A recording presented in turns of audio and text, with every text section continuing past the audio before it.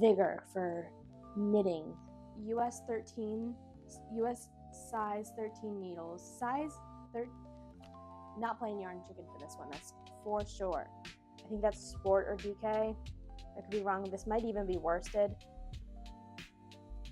Hello and welcome back to my channel. My name is Hailey and this is my knitting podcast, episode 5, I believe. I'm excited to get into all of the typical stuff, but I will say this is also kind of a planning video for the next couple of months for me.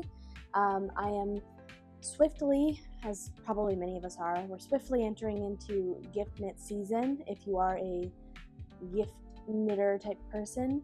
And not only are the end of the year winter holidays rapidly approaching, but I also have some family birthdays coming up in the next couple of months. And after some preparation for this podcast, I think I'm maybe slightly behind on where I need to be for that. So yes, this is a gear up to a lot of gift knits planning podcast type deal as well.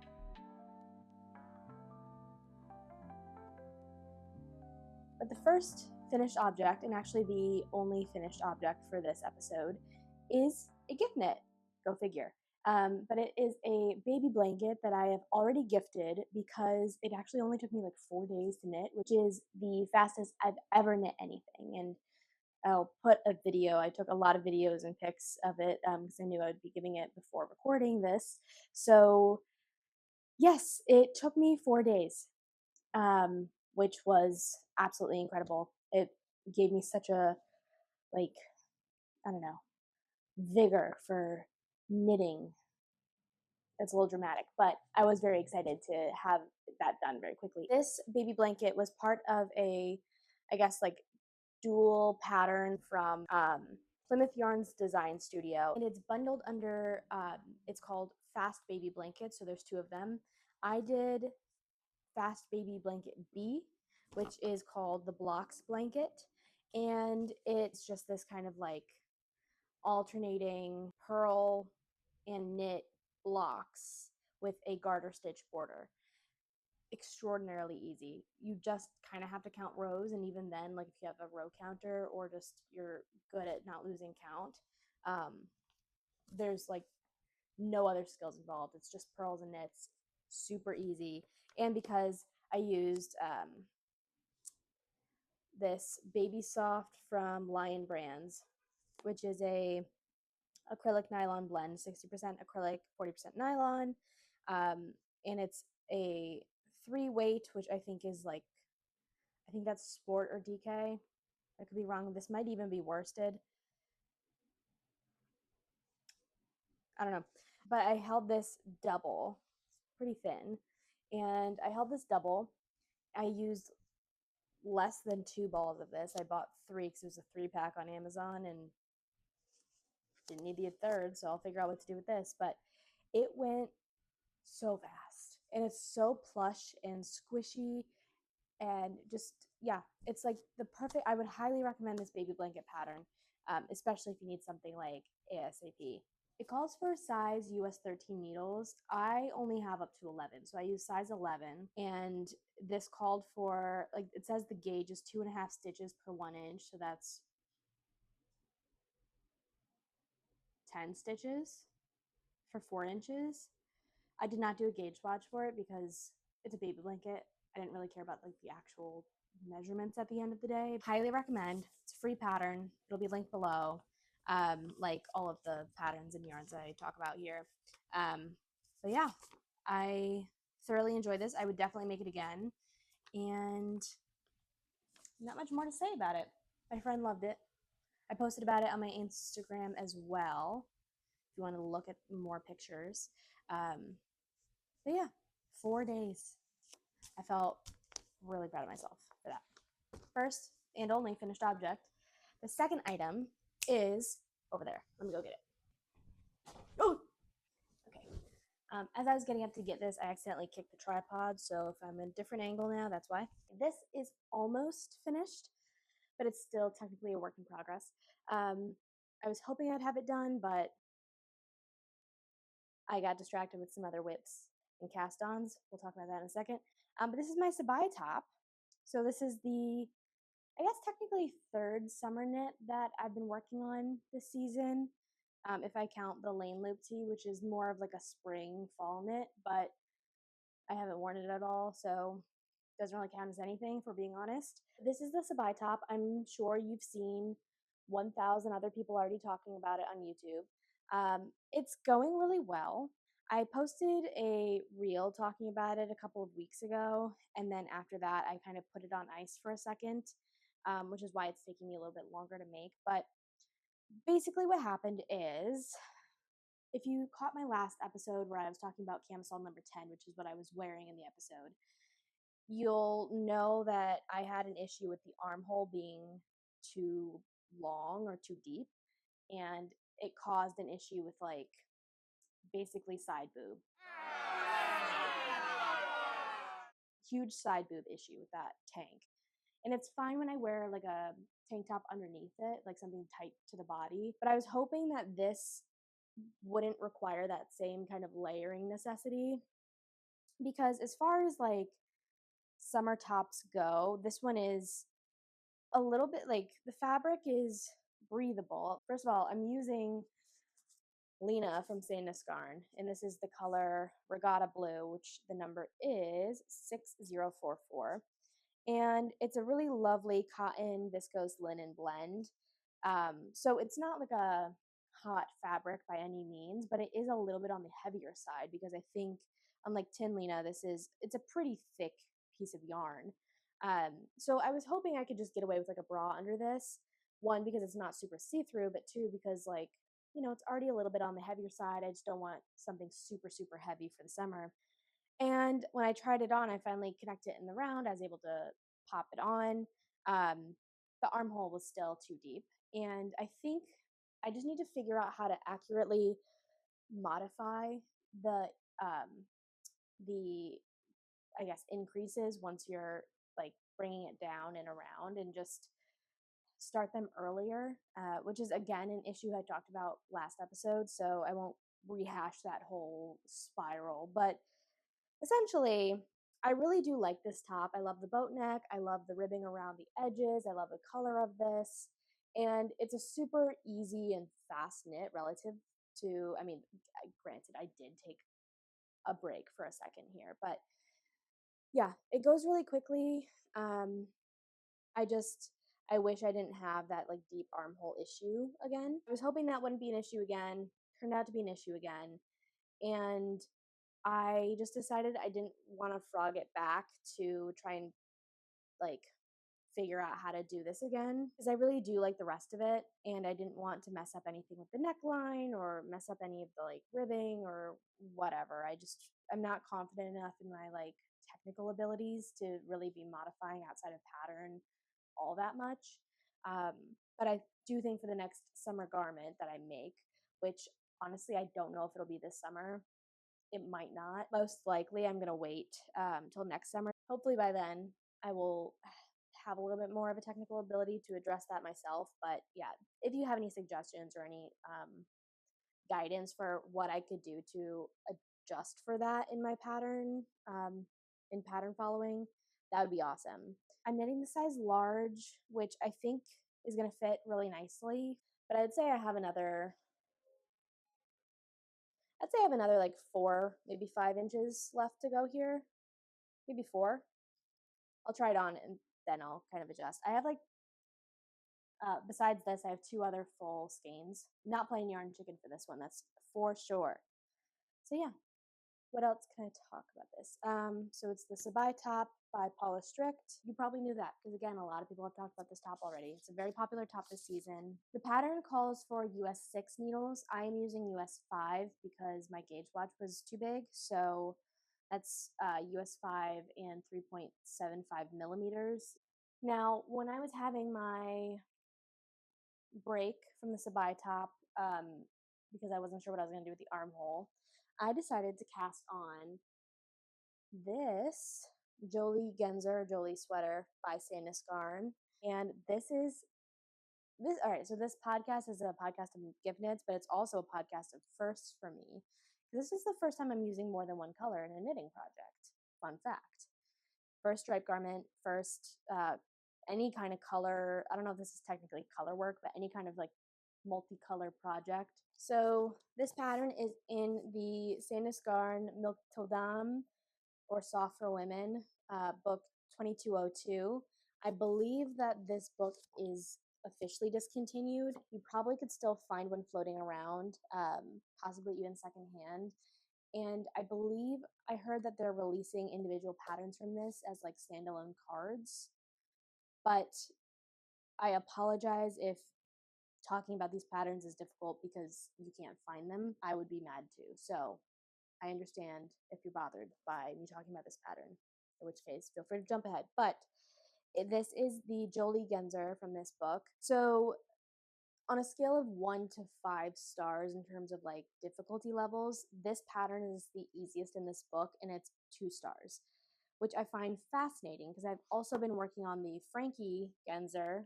That one's kind of on hibernation right now because it's just so thick. I'm not going to wear it anytime soon, so I've been leaving it on pause for a second.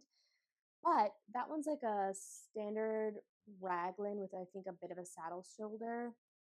It is that one was really easy for me to make and to follow along to the pattern. So I am shocked that the Jolie Genser is ranked easier than that one, because the Frankie sweater is 3 stars for difficulty.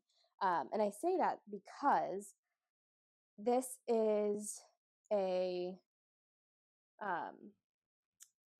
bottom up knit. So right now I've knit the bottom hem, and you start working in the round immediately, but it is working from the bottom up. You're changing the color and everything in it. I'm trying to figure out, you can see where the colors kind of like meet around. Like that's the beginning of the round here.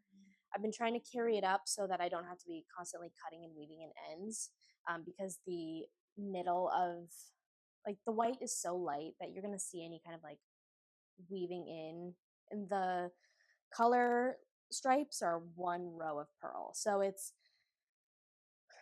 I'm trying something without seeing all the color come through. I've been looking up different tutorials for how to make stripes look good, but there's a bit of a funky join here.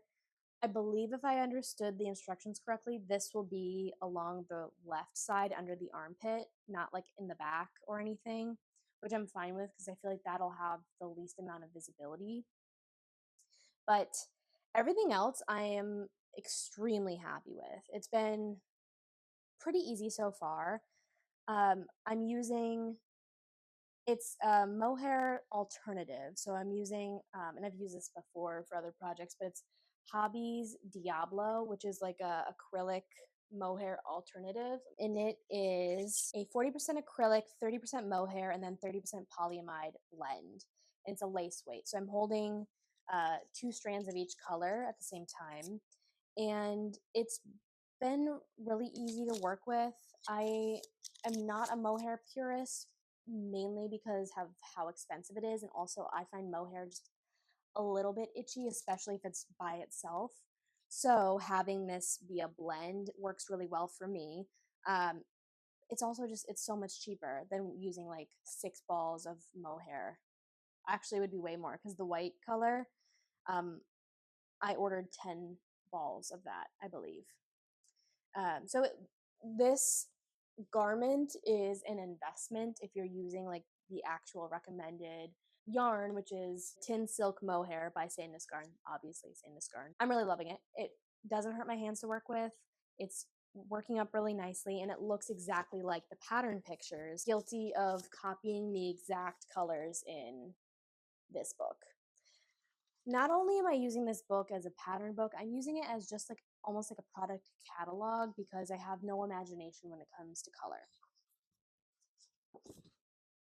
That said, having guessed similar colors on the Hobbii website, I feel like I got some pretty good color matches here. The colors I'm using, if you're looking for the same colors in the Hobbii Diablo, is the white is number 1. There's not like an actual color name, I don't think, but the white's number 1. The pink is 15, and then the brown is 34. And I would also say that if this works up well, I can definitely see myself making this again. And I think I would do a light blue, a navy, and a red version. I think that'd be really pretty. Like the main color being light blue and then navy and red throughout, like the stripes. I think that'd look so pretty. So I'm trying to think outside of the box here, but as for like first go and it being like this color, I'm very happy. I'm making the size large, which would give me a bust of 120 centimeters, and that is a decent amount of positive ease. I think that's 13 centimeters of positive ease for me. So it should be nice and slightly oversized. The model in this book is wearing a like a collared button down underneath it as like a layering piece. I think that would look really cute.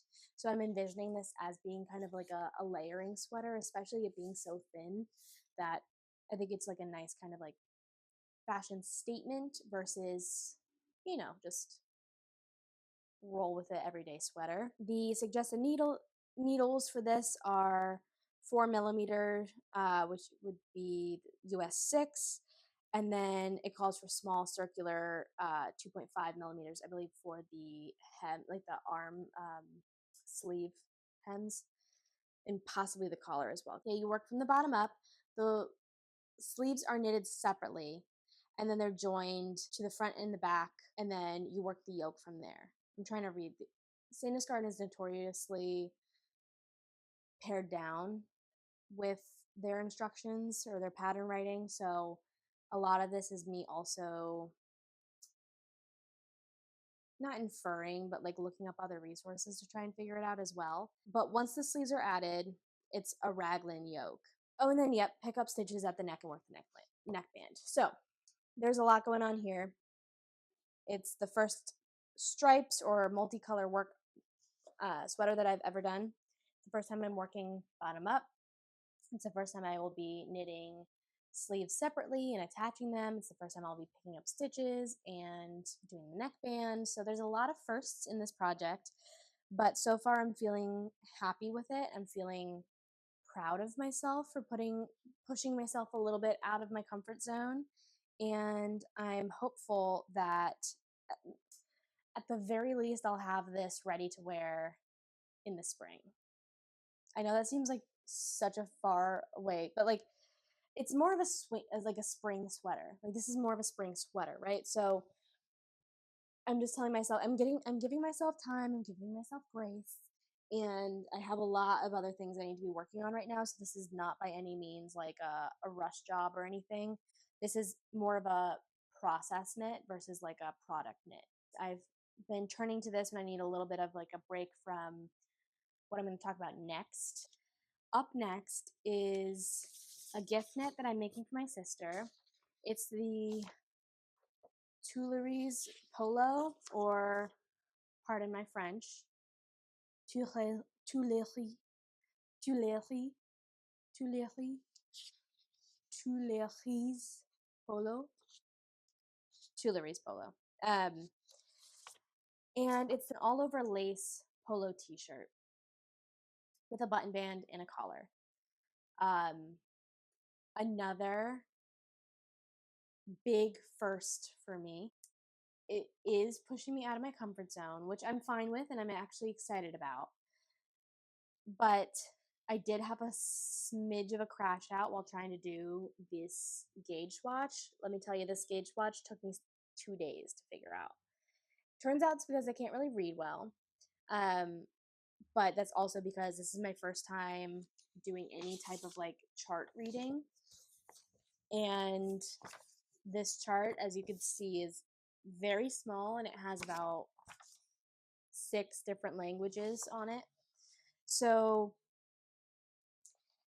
this is a labor of love, and I am very excited to make it because I want to be able to extend my skills. But Jordan, my love, my sister, you might not get this till spring, but it's coming. Anyway, so I did do the gauge swatch. The gauge swatch is meant to be knit all in pattern, but I could not figure out how to do the 28 stitch gauge swatch in pattern when it's a 12 stitch pattern repeat that ends on a yarn over. And when I added like the start of the next 4 stitches of the pattern again, it didn't line up and I could not wrap my head around how to keep it going. So anyway, I did stockinette on either side of one pattern repeat. It's still a little damp because I just blocked it this morning, but yeah, it's not the recommended yarn, but I did go to get the yarn from a yarn store in DuPont Circle in DC when I went down to visit my sister. She and I went together and she picked out the yarn that she wanted. It's called Looped Yarn Works and it's in DuPont Circle in DC. Super lovely store, great selection, adorable layout. It's almost like an apartment turned into a yarn store, which is like, I think everyone watching this would agree is your dream apartment. It's at least mine. But they helped me pick out, they didn't carry the recommended yarn with Candide from Durarum Natura. It's a sport weight yarn and it is a 70% wool, 30% cotton blend.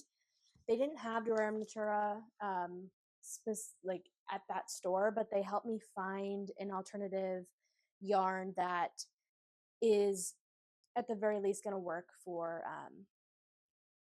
like the yarn weight. So this yarn is from the Wandering Flock and it is a 35% organic cotton, 30% mulberry silk, 20% linen, and 15% baby alpaca blend. And it is a sport weight. It's called Cotton Lino. And this is the color lilac. I got 3 skeins of this yarn and it is very soft, very light. It is very splitty though, which I was having a little bit of difficulty with when I was first starting to learn this lace pattern. My needle kept getting caught in it, but I think I'm getting the hang of it and I don't think this will be an issue at all. So very pretty. My sister picked this out based on the recommendation of the shop. She picked the type of yarn, but then she picked this color. So it's 100 grams per skein and it's 328 yards or 300 meters. It's very soft. It's very lovely texture and the fabric is nice. As you can probably tell, I am very much off gauge. I was off gauge pre-block. But I'm knitting the smallest size, so size 1. Honestly, I think she'd probably be more of like a size 2 or she would prefer the fit of a size 2, so I'm hoping that a size 1 knit slightly above gauge will be a similar fit for her. And if it's terrible, I'll make her something else. I was mostly doing the gauge swatch so I could practice this lace pattern before I started doing anything in the actual pattern. Yeah, I'm not sure if I'm going to do the button band. She was indifferent on if it had buttons or not. So we'll see, 1, how long this is taking me, and 2, if I feel confident about doing like a button band or like buttonholes at that point. So anyway, I'm excited to work on it. I am going to be making a project vlog for this one because this is also very much a process knit for me. So I want to keep progress of the process and keep me motivated on it too because it is a lot of work. Her birthday is in the beginning of September. Today is July 27th. This gift will be late. I already know that for a fact. Okay, the next I guess this will move into like acquisitions now. I don't think I have any other active whips. I do have a few more soon to be cast on items that I'll probably be casting on once I'm getting frustrated with this polo. The next gift knit that I'm working on is a sweater vest for my dad, who his birthday is coming up too. It's the end of August. So I'm hoping this one will be a little bit easier for me to make, a little bit quicker. But it's the Alberta striped vest by Jared Flood for Brooklyn Tweed. And it's like a striped vest, but I'm just using one color for it. It's this dark green worsted weight wool. So it's the Wool of the Andes Superwash Worsted. So that's from Knit Picks. in this color is Aurora Heather. So it's a very pretty deep green. My dad's favorite color is green, so I thought this would be a nice color for him. I did not let him pick his yarn because he's also colorblind, so like doesn't really matter. I also don't think he really had an opinion. Maybe he did. Whatever. He's getting a vest at the end of the day. He did pick what he wanted. So sweater vest. But it's just this like slight V-neck vest with a hem. It says it's a skill level 2. This is also kind of a different construction for me. So it's worked completely in the round from bottom up and shaped using steeks. So that's the new thing for me. Steeking. I have not done that. I have seen videos on it, but I have not actually done it before. So this will be kind of a fun project. Also terrifying, cutting your yarn. So yeah, after you finish the body, the armholes, and the neck, the steeks are cut. And then the stitches are picked up around each opening and trimmed with 1x1 ribbing using your trim color, which will be this color. I'm excited to do this. I did see the videos about Knit Picks having a bug issue in the yarn, so I did, when this arrived, I did open all of the skeins that I bought, and I popped it in the oven for about 40 minutes at 170 degrees. The yarn still feels fine. It feels like it did before it went in, but I just wanted to, you know, prevent any infestation issues. And I am going to be storing these balls separately from the rest of my yarn, just in case I come across anything, but I haven't seen any bugs or anything like that yet. But yeah, I'll be starting this one soon. I think this one will be a pretty quick knit because it is worsted weight, so a thicker yarn. So it's knit on US 8 needles, which are 5mm. So I think this will be a very fast knit for me. So I'll, again, start this one probably when I'm having a crash out over Jordan's Polo. So those are the gift knits that I'm prioritizing next.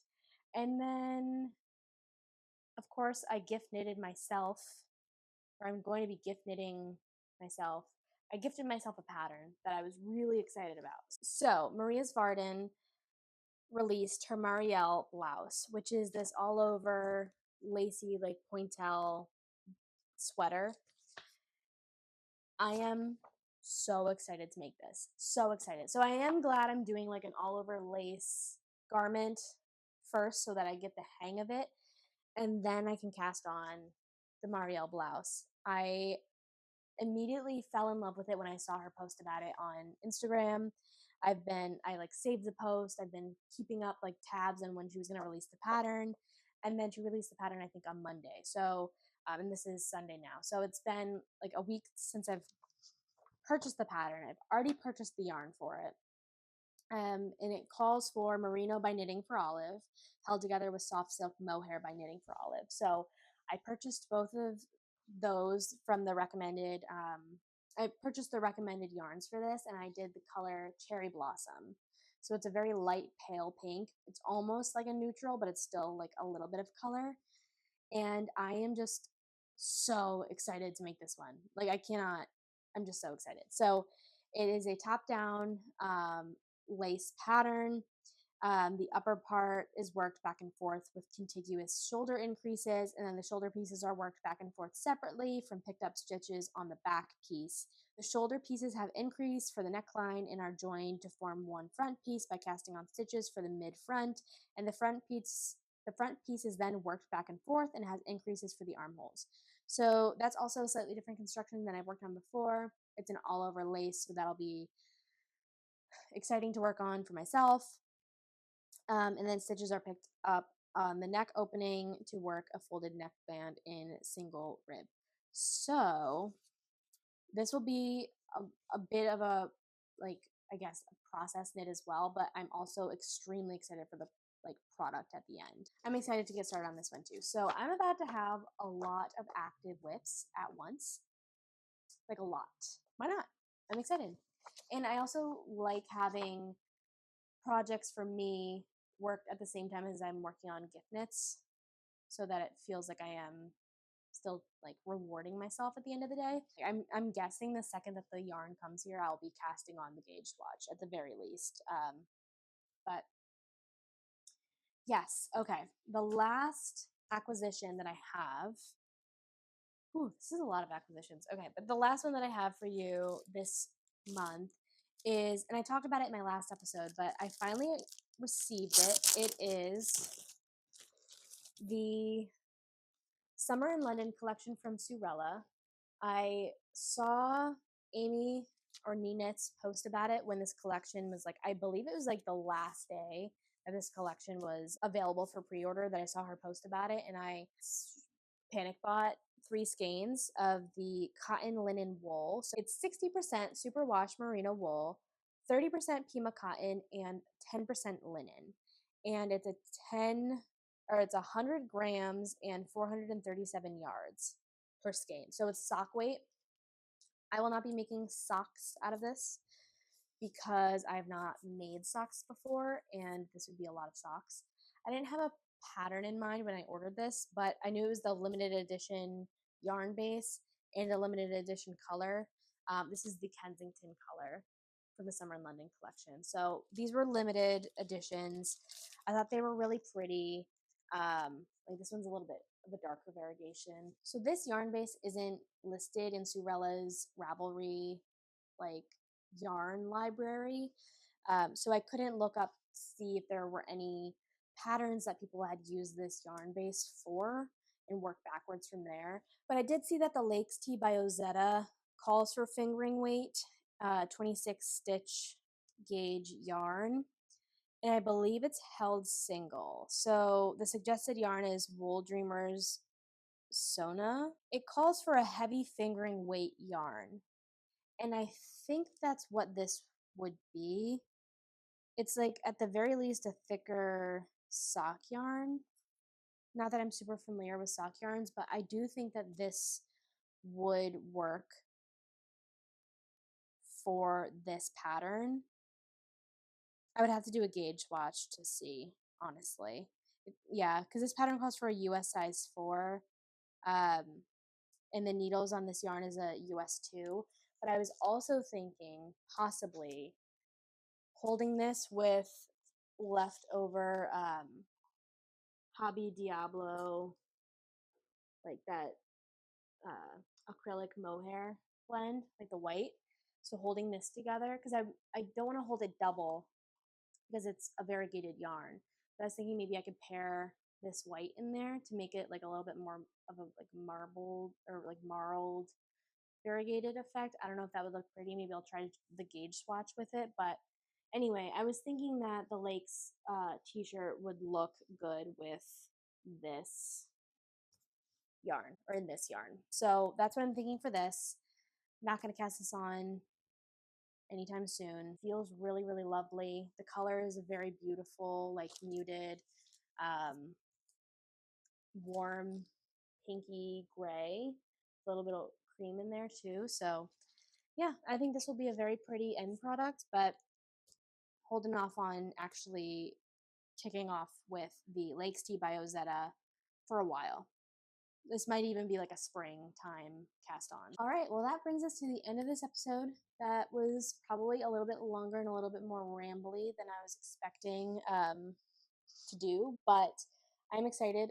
I'm actually really excited about everything I'm working on and everything that I'm going to be working on in the coming weeks, and I will keep you guys posted.